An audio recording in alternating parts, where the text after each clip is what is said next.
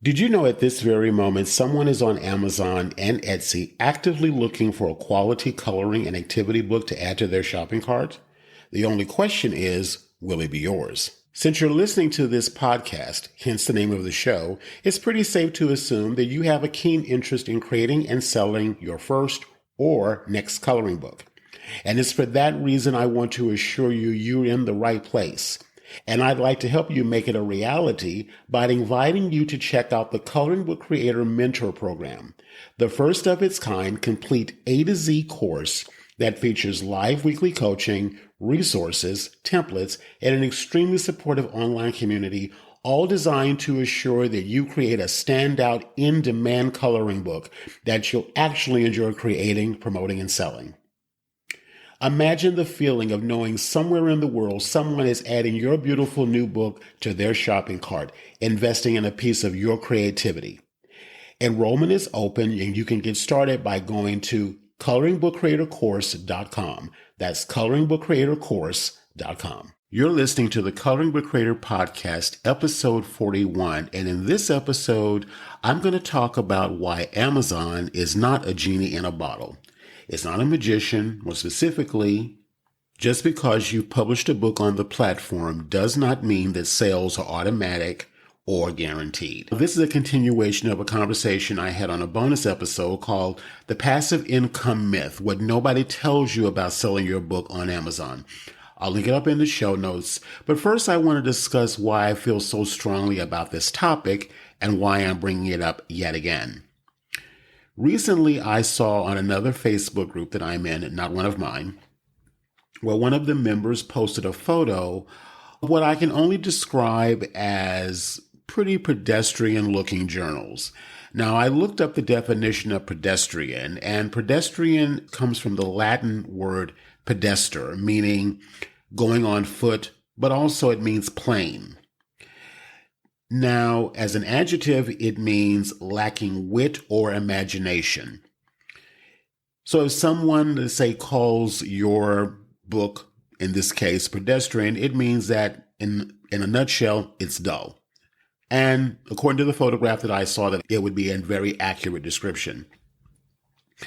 Now, the poster of this particular post in the group saying that she had been on the Amazon platform for a while and that she was also posting on Instagram, but just wasn't experiencing any sales and was quite frankly inquiring in this Facebook group, again, not one of mine, as to what could be done to turn the results around. Now, I was reading through the comments, and one of the comments that stood out for me, and I'm actually quoting the comment that I read that really inspired me doing this episode and continuing the conversation, was posting on Amazon isn't going to get you any sales. Behind most successful authors is a blogger, but you need to network, tell people what you do, and how do your books solve a problem. Now, there were other comments as well, again, trying to support this individual in helping to understand why her books were not selling. And again, I looked at the image that accompanied the post, and they were, as I said a moment ago, they were very pedestrian. There was nothing about them that was exciting, nothing that jumped out that would make me want to actually know more about the book itself. And this is what I want to say about that, because I have quite a few points with this I want to talk about, but this is one of the things that I really want to make sure I drive home. If this is your first time or your first time person publishing a book on the platform, and this is another reason why, too, in my free mini course, the Validate Before You Make It mini course that I have available, I'll put the link to that in the show notes. One of the first exercises I have everyone do, and I used to teach that as a live workshop experience, is I had all of my students do research on the existing market. The reason why I have everyone do that is because you have got to see what is going to be your competition in title, in cover design, in the description. Is there any additional content that what Amazon calls A+ content, meaning additional graphics that illustrate what the book looks like inside and out? All of that is your competition, and you've got to think of it from that perspective. Amazon is a massive platform with millions of books available. All of it is your competition. Everything, even things that are not even books, is your competition. So if you don't take advantage of every resource available to you to be able to make your title stand out, it's not going to sell. You might, if it's a friend or someone that's just coming to support you, you might get a sell or two that way. But in order for the book to really move, you've got to be able to take advantage of every resource. That means that what you title the book, the cover art, especially the cover art, how you describe the book. Are there any reviews on the book? Is there any A+ content, meaning additional graphics that illustrate what the book looks like inside and out? All of these things weigh in as to whether or not the book will actually gain traction on the platform organically, meaning that you've not done anything directly to drive any interest to that listing of your own accord. You're relying solely on the platform in and of itself organically to have your book discovered and someone find it. So, again, back to what was said about this particular individual's post, there are things obviously on the outside that we all must be doing to drive traffic over to our listing, as well as our reliance on the platform in and of itself organically. Now, again, the organic sales are only going to happen if there's already interest happening on the listing, meaning the book is selling, people are leaving reviews, and that, again, is up to us as the author publisher driving traffic over to that listing on a regular basis. That's resulting in sales and resulting in reviews in order for the algorithm to kick in on the platform, in order for it to be pushed out more organically. Now, of course, every platform now pretty much online is becoming pay to play, meaning that you can also spice it up or pepper it up by also throwing in some money with ads. But again, I wouldn't recommend doing that if you have not done your foundational work to begin with, because again, you can put money into Amazon ads or Facebook ads. But if the page isn't optimized, meaning that it doesn't have eye-catching newsfeed scroll-stopping graphics, it doesn't have a well-crafted description, it doesn't have reviews already, you could be literally throwing money away, sending traffic over to a listing that has not necessarily been proven in terms of engagement and sales. So I would say basically that's not an area you should look at right now, but you do have to give yourself every advantage to be able to drive organic traffic of your own accord over to your listing. Now, one of the comments that was also made on this individual's post was to consider creating things like reels. Reels are short form videos that you can create, that you can post on Instagram or TikTok or Facebook or pretty much anywhere now, demonstrating what the book looks like. So obviously, if this book was in this context was journals, you could do short form videos showing your hand or someone's hand journaling in the book or coloring a page in the book. So those are examples of short form videos. Actually, I'll tell you a little bit about a way that you can get a guide that I created on 36 short form reel ideas that are specifically for authors of coloring books, journals, and planners that you can get to give you some ideas. I'll tell you how to get that in a little bit later in the episode. So again, it's incumbent upon us as the creator of the book to be able to do the things necessary in order to drive the traffic, the engagement, the interest over to our titles. It is not Amazon's job to do that. And that's why I chose this title, that Amazon is not a genie in a bottle. Just because your book is on the platform does not mean that they are going to organically drive traffic to your listing. That's our job. Now, one of the things I wanted to discuss, and I brought this up in episode 39, If you are struggling with or challenged by doing the things that you need to be doing to be able to start creating content that drives traffic over to your Amazon listing, if you're struggling in that area, I feel very strongly that the reason why the struggle, internal struggle, meaning you just don't seem to have enough energy for it, or you kind of start, but you lose interest, you start judging yourself and making yourself feel like that your content isn't good enough, it's not going to result in anything. If that kind of stuff is happening for you and you're struggling with that, to me, that is a symptom of identity. And I talk about this in episode 39, where I talk about why identity is the driver of everything. And what I mean by that is if you don't feel that what you've done is worthy, if you don't feel energized by it, if you don't feel like it's an asset, it's a value add, it's something that people would really enjoy and get value out of. If you don't really feel that at your core, that's going to impact how you feel, and your emotions impact what you do. Okay? So if you don't feel like that your book is valuable, if you don't feel like your book actually can help someone that would potentially buy it, get joy from it, it will impact your actions that you take, more to the point, the actions that you don't take. So one of the ways that I like to address this, and again, I talked about this in episode 39, is if you are looking at yourself as someone who just put something together just to make some extra money, then the extent of how deep you'll go into doing the things I mentioned a moment ago, like optimizing your page, making sure that you've done your homework, your research. You, first of all, have an eye-catching cover. You have a clear concept for your book. It's not just a journal. The journal is for who? Who is the target audience? Who is that person? So that you know what they would be interested in. Then coming up with a title for your journal, planner, coloring book, whatever it is. Then, of course, getting a cover design that is going to stop the scroll.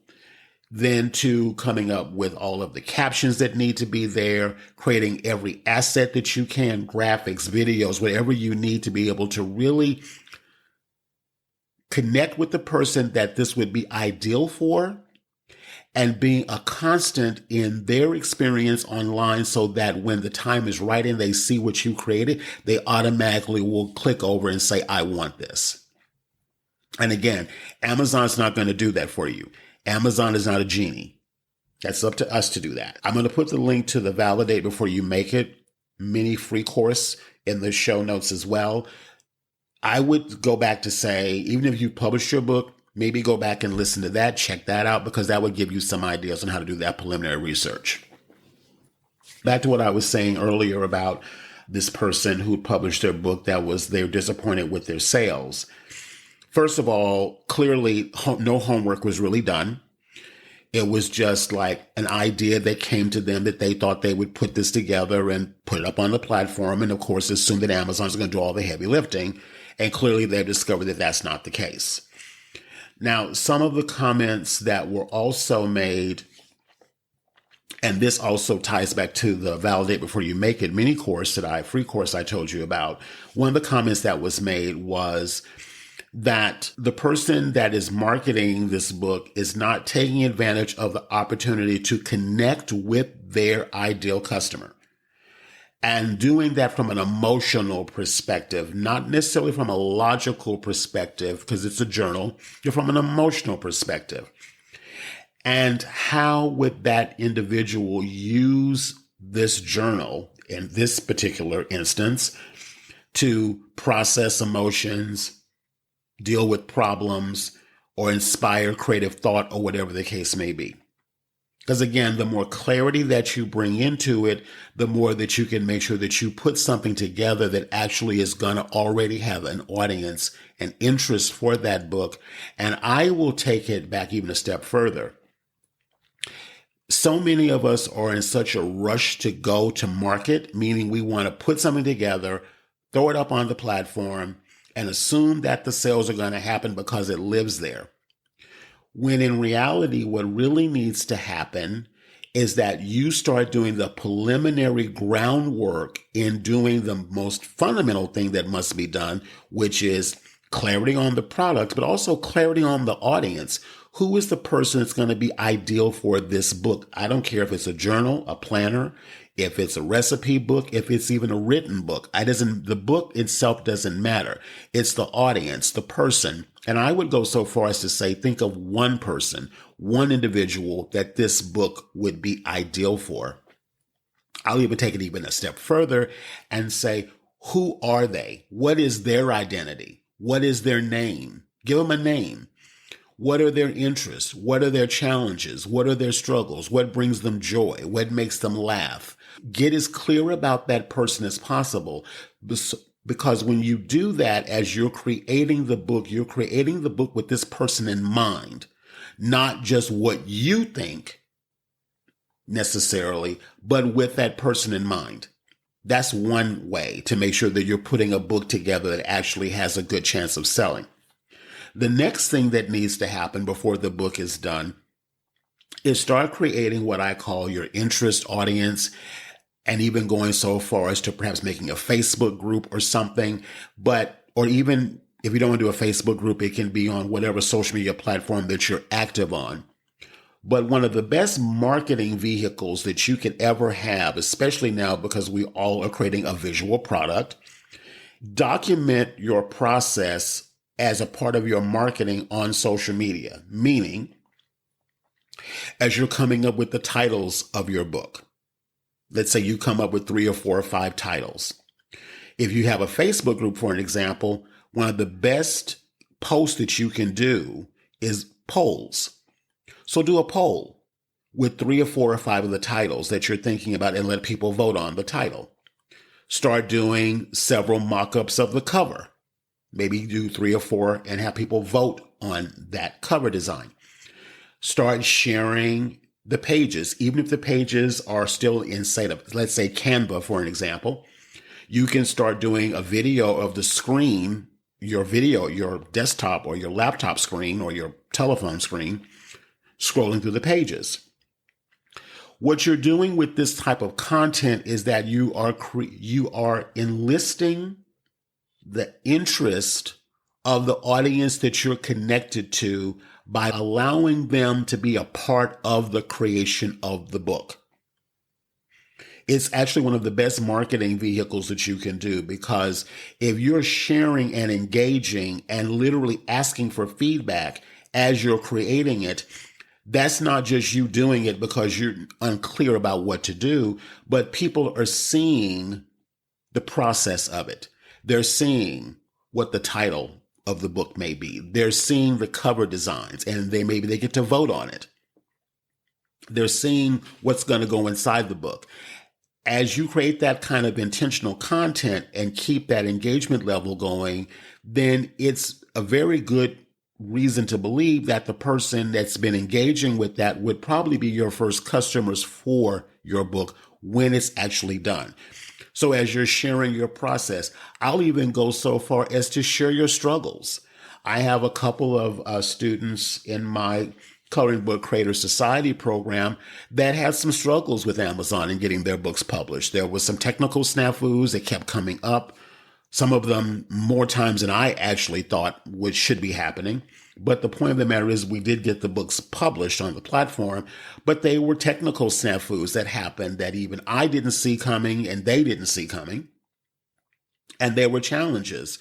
I would go so far as to say that sharing those challenges humanizes you, and it creates connection with the audience that you should be creating and nurturing and building as you're building out your book. So when it's time for the book to go live, meaning it's ready to go, you actually have an audience of people that may be your first buyers.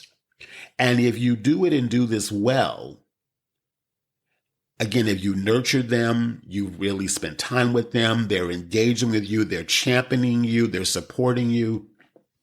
And let's say on launch day, when your book actually goes live on the platform, and you have, say, three, four, five, or more of those people immediately going to your listing and buying your book on opening day, think about how that's going to then kick in the algorithm on Amazon, that then it starts to work almost like a genie, where the book starts getting pushed out more organically within the platform. But you, as the author, publisher, must be the driver of that. And the reason why episode 39 is so important is because you must start thinking of yourself beyond just someone who's doing a side project that's going to be a journal or a planner or a coloring book or whatever the book is. You actually are a publisher. You're an entrepreneur. And when you embrace that identity, your actions will be different. You'll think about things differently. Think about the difference between I'm just doing something on the side for fun or whatever. Nothing wrong with it. I'm not saying that's wrong. But I'm saying is that think of it from that perspective to then taking on the identity of being a publisher of your book. A publisher thinks differently. It's basically the equivalent as if you're being an employee or being the owner of your company. When you take on the owner of the company identity, your actions are different. You think differently. You look for solutions differently. When you're an employee, what's the default? This is not my business. Let them figure it out. If you are taking on the identity of being an employee of Amazon in this respect, you're leaving up to them to make the decisions. And the decision is a computer. It's not a person per se. So the computer is deciding that no one's interested in this. We're not showing it. But as the publisher of your own product, you're going to set yourself up by doing everything possible to self-direct traffic and interest over to your listing. Now you're thinking like an entrepreneur. Now you're thinking like a business owner. And when you do that, you are now not looking at Amazon as you being sort of their employee, but you're looking at them as your partner. Because in essence, that's what they are. They're your partner. They're acting as your fulfillment center. They're processing the order, they're collecting the money, and they're shipping out the book. They're printing the book. First of all, if you're using Amazon KDP, they're printing the book, they're packing the book, and they're shipping the book. That's their job. Our job is to make that product that we're using their platform work for both of us, for us and them. They want the sales, you want the sales. But that's up to us. That's up to us. I just wanted to share this because I saw this post in someone else's group. And the minute I saw the image, before I even read the comments on there, I went, there's nothing about that that's interesting. And actually, that was what was said to the individual, is that nothing about what was shown was of interest. And I don't even say it from a place of that I'm judging this individual or that I'm chastising them or trying to call them out. You don't know what you don't know. You don't know what you don't know. And that's the reason why I created, first of all, the Coloring Book Creator Society. But recently, I don't know if you are aware of this or not, but I created a 3-day boot camp, which I just ran a couple of weeks ago, called the Profitable Pages Boot Camp. It's actually the Profitable Pages 3-day roadmap. And in that roadmap, I literally broke down what foundational things you should be looking at in order for you to be able to then become a publisher, not just the creator of a book that you're just trying to put together to maybe sell for a few bucks on the side. Okay. And so what I want to do is I want to talk about that a little bit because, again, I ran this live, but the recordings of that is available. And you can go through that whole program. I feel very strongly in this training. I taught it live, but again, the recordings are available. I set it up like a mini course. So I'm going to kind of go through what basically you will get if you decide to check this out. On day one, what we did was I went into this discussion about identity, which I've already talked about. Why identity is so important. for you as the author of or the forthcoming author of a book, your identity needs to get clear and settled really straight right now. The more that you can do that, the more that it's going to drive everything else. I don't even know how much more I can emphasize that. You've got to get clear about that. You've got to think beyond, I'm just making a book. Okay. So we talk about that. I even give all of my people who took that program a lesson, a little exercise, I should say, that they could do in order to be able to test drive what I was saying about identity. And one of my Coloring Book Society members, Christine, actually did the exercise. And at last I spoke with her about it. She got 90 comments on a post that she did, which I suggested that she do, for people that was already in her sphere, already in her audience. This wasn't a Facebook group. This wasn't an ad. It wasn't anything like that. It was just a regular, organic, personal profile. She did this post and got engagement from people who didn't even know she had published a book. And so when she did that post, all of this engagement happened, and she actually also sold some copies of the book. So again, I just can't emphasize enough, identity drives everything. On the second day, we talked about your monetization plan. Amazon is one way to sell your book, but there's other ways. Actually, I talked about 6 ways that you can monetize either your book itself or your skills now as a published author of a book. Everything from teaching to creating ancillary products like t-shirts, mugs, all types of different products that you can sell on a platform like Etsy or Shopify or anything like that. In addition to being able to teach, if you like to teach, there's opportunities for you in that arena, all the way up to becoming a freelance publishing consultant where you actually can work with someone now that you understand how to put a book together, that you can potentially be that for someone else and help them put their book together. A lot of times underestimate what we've done and what we know. And if you walk the path, you've done the process, you've done something and you achieved something, don't underestimate that. Don't push it under a rug and say, okay, I just did that. Someone else out there, you may be at step number 5, 3, 4, or 5, and someone else is at 0. And they look at what you've done and say, well, wow, I'd like to put a book together. You may be able to offer your services, help someone to put their own book together because you know more than they do. You maybe are where they are now, maybe a month, 2 months, 3 months ago.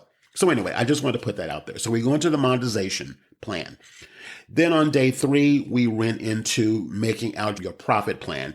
Your profit plan consists of deciding each month what you're going to sell. It could be your book. It could be products on your Etsy store or your Shopify store, or your website.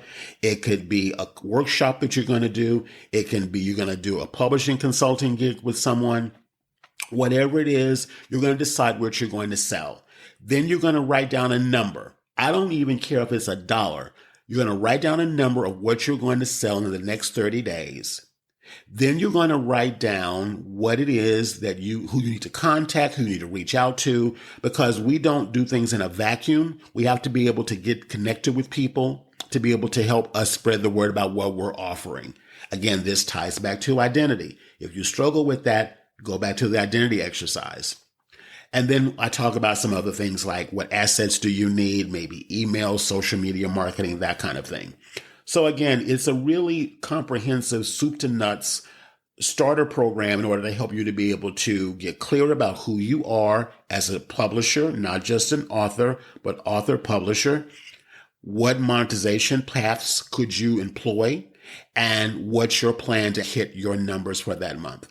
In addition, I also created what I call 36 short form video ideas that coloring book authors can use to make content that also will help you promote your book. As I mentioned earlier about this individual whose book is not getting any kind of traction, but she's not creating any real engaging content to be able to drive traffic over to the listing.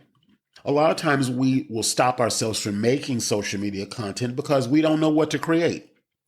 So I created short form video ideas that you can do. Many of them don't even require you to be on camera, but you can create these short form videos, put them up on your social media, as you're developing your book and after your book is published in order to start driving traffic over to your listing.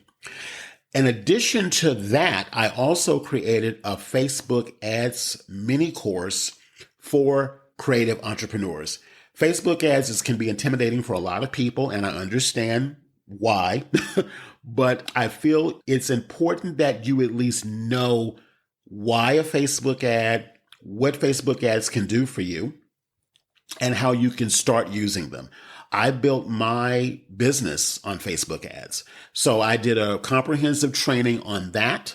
In addition to the training I did on Facebook ads, I also, for a limited time, am offering sort of an onboarding session. If you decide to get my Profitable Pages roadmap, the recording of that, in addition to that, you will also get an onboarding session with me. I'm going to offer those for a limited time. I don't know how long I'm going to be offering that, but I know the platform can be intimidating. Understandably so. It's got a lot of moving parts involved in it.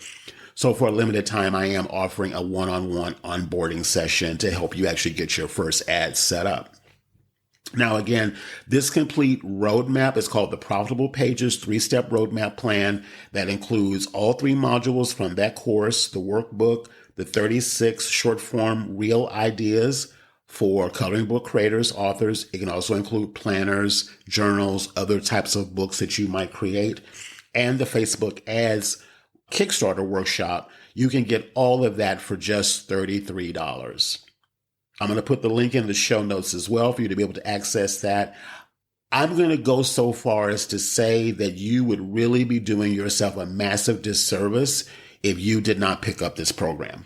I believe in it that strongly. Because again, you're not only going to get the training and the support you need to help you with the processing of the internal, but give you a lot of practical things that you can do to help you with the external. And so I feel very strongly about this. And I can only say that if you get it and you just don't feel like there's any value to it at all whatsoever, then I would consider definitely giving you a refund on it. But I'm only saying it because I believe in it that strongly.